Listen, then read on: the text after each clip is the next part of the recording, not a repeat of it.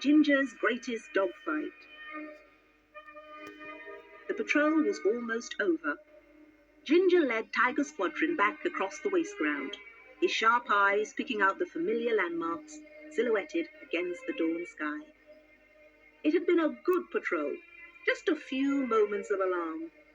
At rooftop height, right near the target, there'd been the unmistakable sound of an enemy prowling around. But Tiger Squadron had kept formation, and with some relief had heard the enemy's controller calling back to base. Come in, Roger. Roger, come in. Roger. Now, almost in sight of home, Ginger felt it was safe to break radio silence. Tiger Squadron, go for home, his voice crackled in the morning air. He watched contentedly as Snowy and Ascot swooped to starboard and was swallowed up by the mist. Then, as Bogart and Stanley wheeled to port and disappeared behind the line of trees. Alone at last, he accelerated across the flats, staying low, hugging the ground, the wind tugging at his fur collar. The world was a blur of trees and rooftops, and ahead, coming closer by the moment, was the welcoming orange glow of the landing lights.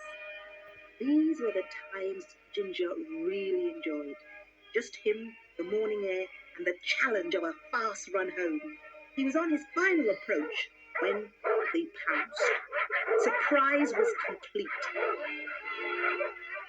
Instinctively, Ginger went into a row and twisted away from the immediate threat, glimpsing sinister black markings on powerful flanks.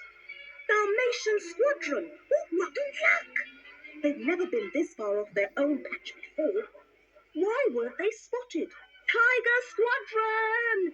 Salmon 1 under attack! Please assist! But there was only silence. Tiger Squadron had gone. Ginger twisted and turned away from another rush, but he knew it was hopeless. There were dozens of them. Even he couldn't hope to avoid them all. Still, he had to try. Flat out, he went for home, nerves jangling, feeling the enemy right on his tail. Suddenly, the leader was alongside him. "Excuse me, aren't you Ginger of Tiger Squadron?" "That's me," replied Ginger breathlessly, hoping his voice sounded firm. "Thank goodness, we are lost. I wonder, could you lead us home, please?" Ginger nearly collapsed with relief, but he didn't let it show. "Yes, of course, old chap. Just follow me." He wheeled around, feeling good again, and soared back across the flats, this time with Dalmatian Squadron taking up station around him. He felt perfectly safe. Nobody attacked Dalmatian Squadron. Minutes later, after a quick thank you from their leader, Baron, Ginger was heading home again. He was exhausted now and desperately needed to refuel. It had been quite a sortie.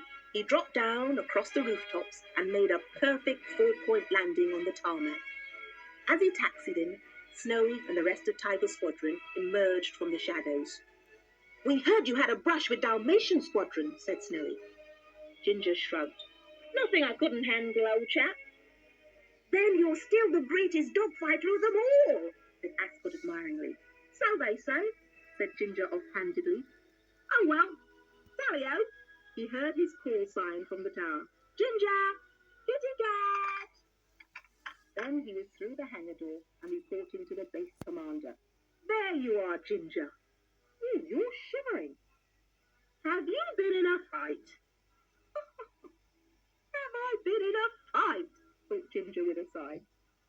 "Only my greatest dogfight ever, that's all."